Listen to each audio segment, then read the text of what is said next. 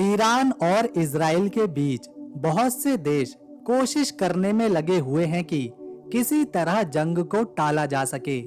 किसी तरह ईरान को मनाया जा सके कि वो इजराइल पर हमला ना करे। लेकिन ईरान ने कसम खा रखी है कि वो इजराइल पर हमला तो जरूर करेगा।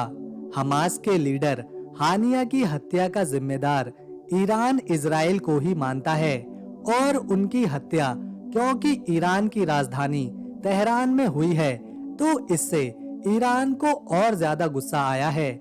जहां ईरान पहले अपनी प्रॉक्सी मिलिट्री के सहारे इजराइल को गाजा में रोक रहा था, वहीं अब ईरान ने सारी पावर डायरेक्ट अपने हाथों में ले ली है और इजराइल को सबक सिखाने की बात करी है, जिसके लिए ईरान की IRGC यानी कि इस्लामिक रेवोल्यूशनरी गार्ड कॉर्प्स पूरी तैयारी कर चुके हैं। ईरान के पास हमला करने के लिए तो भरपूर मिसाइल्स, रॉकेट्स और ड्रोन्स मौजूद हैं, लेकिन उनके पास इजराइल के हवाई हमलों से बचने के लिए जो सिस्टम मौजूद है वो इतना कारगर नहीं है कि एक साथ बहुत सारी मिसाइलों को, बड़े हमलों को वो रोक पाए। S-300 एयर डिफेंस सिस्टम जो ईरान के पास मौजूद है वो छोटे हमलों को हवा में तो रोक सकता है, लेकिन यहाँ जंग सीधा इजराइल के साथ होने जा रही है, जिसे अमेरिका सपोर्ट कर रहा है, तो इजराइल भी ईरान पर बड़े हमले तो करेगा ही।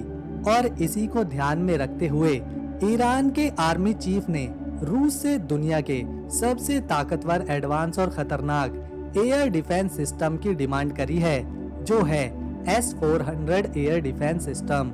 और ये ऐसा एडवांस एयर डिफेंस सिस्टम है जो इजराइल की हवाई बमबारी को, इजराइल की मिसाइलों को चुटकियों में तबाह कर सकता है। रूस लगातार ईरान को अपने डिफेंस हथियार देकर अपनी दोस्ती निभा रहा है और अब रूस ने अपना सबसे टॉप का सेफ्टी एयर डिफेंस सिस्टम यानी कि S-400 ईरान को देकर ये जाहिर कर दिया है कि ईरान इस जंग में अकेला नहीं खड़ा है। भले ही अरब देश ईरान के साथ ना हो, लेकिन रूस अपनी दोस्ती ईरान के साथ आखिरी दम तक निभाएगा। ईरान जिस तरह से हमले की और अपने बचाव की तैयारी कर रहा है, उसे देखते हुए पूरा इजराइल हाई अलर्ट पर है और तेल अवीव का एयरपोर्ट पूरी तरह से सुनसान पड़ा है। इजराइल के कई शहर खाली हो चुके हैं, यहाँ तक कि इजराइल में जो दूसरे देशों के लोग रहते हैं उन्होंने तुरंत इजराइल छोड़ दिया है। अमेरिका की पेंटागन की एक ताजा रिपोर्ट के मुताबिक इजराइल पर ईरान परमाणु हथियार भी इस्तेमाल कर सकता है और यही तो वो चीज है जो इस जंग को सबसे ज्यादा खतरनाक बना रही है, क्योंकि पहले अमेरिका को लगता था कि ईरान के पास परमाणु हथियार है ही नहीं, अभी ईरान तो उन्हें बना ही रहा है, लेकिन अब खुद अमेरिका की पेंटागन ने इस बात को मान लिया है कि ईरान के पास परमाणु हथियार मौजूद हैं और वो उनका इस्तेमाल इजराइल के खिलाफ कर सकता है। अमेरिका ने इजराइल को बचाने का जिम्मा उठाया हुआ है और अब वो उसे शायद ही बचा पाए या ईरान को रोक पाए, ऐसा मुमकिन होता नहीं दिख रहा, क्योंकि पहले ईरान को अकेला समझकर सारे यूरोपीय देश उस पर दबाव बना रहे थे, उसकी ताकत चेक कर रहे थे, उसे कमजोर समझने की गलती कर रहे थे कि ईरान में घुसकर किसी को भी मार दो, ईरान कुछ नहीं करने वाला। तो ऐसा सोचना उन्हें बहुत ही भारी पड़ गया और अब ईरान अपनी मिलिट्री, अपनी IRGC और उन यूरोपीय देशों के सबसे बड़े दुश्मन यानी कि रूस को अपने साथ ले आया है और यही वजह है कि अमेरिका टेंशन में जा चुका है और अब ईरान को शांत कराने की कोशिश में लगा हुआ है।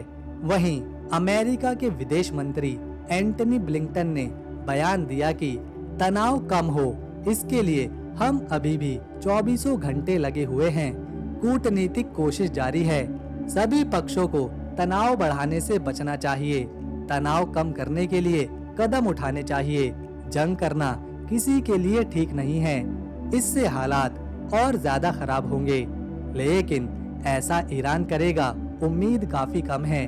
शायद अब अमेरिका की बातों को कोई ज्यादा अहमियत नहीं मिल रही।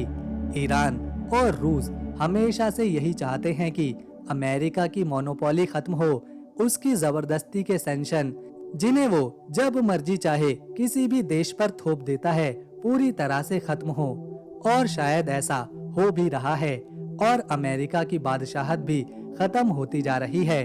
5 अगस्त को जब रूस के सबसे बड़े रक्षा सचिव अधिकारी सरगेई शोइगु ईरान की राजधानी तेहरान के दौरे पर गए, तो इससे अमेरिका की दिक्कतें और ज्यादा बढ़ गईं, क्योंकि ईरान को रूस ठीक उसी तरह से सपोर्ट कर रहा है जिस तरह से इजराइल को अमेरिका करता आया है। जब इजराइल गाजा में अनगिनत मासूम लोगों को हमास के नाम पर मार चुका है, पूरे गाजा को मलबे के ढेर में बदल चुका है, लाखों लोगों को बेघर कर चुका है, तब तो जंग नहीं रुकी। लेकिन अब जब ईरान इजराइल पर बड़े हमले की तैयारी में है, तो सबसे पहले जंग रुकवाने की बात करी जा रही है। ईरान और इजराइल को अमेरिका समझाने की कोशिश कर रहा है कि वो जंग ना करें, क्योंकि ईरान अगर इजराइल के शहरों पर मिसाइल लॉन्च कर देता है तो इसका अंजाम काफी खतरनाक हो सकता है और इजराइल के भी उन मासूम लोगों की जानें जा सकती हैं जिनका इस जंग से कोई लेना देना नहीं है। हालांकि ईरान इजराइल के सैन्य ठिकानों को ही अपना निशाना बनाएगा और शायद इजराइल के शहरों पर हमला करने से बचेगा। ईरान की IRGC के प्रमुख जनरल हुसैन सलामी ने बयान दिया कि जब इजराइल को जवाब मिलेगा तब शायद उसे अपनी गलती का एहसास होगा। इजराइल ने हमेशा ऐसी गलतियां करी हैं, इस बार उसे ईरान से जवाब मिलेगा। हालांकि हमला कैसे होगा और कब होगा उसे इसका पता नहीं है। ईरान अपनी धमकियों को पूरा कर सकता है क्योंकि अमेरिका और इजराइल को ये बात अच्छी तरह मालूम है कि दुनिया की सबसे खतरनाक मिसाइलों में से एक खुर्रम शहर 4 मौजूद है, जो पूरी तरह से हाई टेक्नोलॉजी से लैस है, 2000 किलोमीटर दूर तक वार कर सकती है। इसके अलावा इस मिसाइल के आगे 1500 किलो का बारूद से भरा वॉरहेड लगाया जा सकता है। इजराइल के पास बचने के लिए आयरन डोम सिस्टम तो जरूर है, लेकिन आयरन डोम इतनी खतरनाक मिसाइल को शायद ही रोक सकेगा। इतना ही नहीं, इस मिसाइल को अमेरिका का पैट्रियट सिस्टम तक नहीं रोक सकता। ऐसे में जहां ईरान ऐसी खतरनाक मिसाइलों से इजराइल पर हमला कर सकता है, तो वहीं दूसरी तरफ रूस से मिले S-400 एयर डिफेंस सिस्टम और मरमस्क BN से खुद को हवाई हमलों से बचा भी सकता है। ईरान इजराइल के उन हमलों से पूरी तरह से बचकर निकल सकता है, जिससे इजराइल सबसे ज्यादा नुकसान ईरान को पहुंचाने वाला है। इजराइल अपने F-16 aircraft, F-15 eagle fighter jet और फैंटम फाइटर जेट से ईरान के सैन्य ठिकानों, उसके हथियारों के अड्डों को अपना निशाना बनाने की कोशिश करेगा। और इस बात को समझते हुए ईरान ने पहले ही उन सभी इलाकों में अपनी S-400, S-300, मरमस्क BN और खुद के बनाए गए एयर डिफेंस सिस्टम को डिप्लॉय भी कर दिया है। एक रिपोर्ट के मुताबिक ईरान इजराइल पर 12 से 13 तारीख के आसपास हमला कर सकता है। अगर ऐसा होता है तो इसमें इजराइल कितना बड़ा नुकसान उठाएगा, ये तो उसी वक्त पता चलेगा। साथ ही साथ अमेरिका अपनी कार्रवाई किस तरह से आगे बढ़ाएगा, इस पर भी सबकी नजरें बनी हुई हैं। तो दोस्तों, अगर आपको इन्फॉर्मेशन पसंद आई तो इस वीडियो को एक लाइक दें, शेयर करें और चैनल को सब्सक्राइब कर बेल आइकन दबाएं, ताकि आने वाली नई वीडियो की अपडेट आपको मिले सबसे पहले। हम मिलेंगे नेक्स्ट वीडियो में, तब तक के लिए नमस्कार, अपना ख्याल रखें।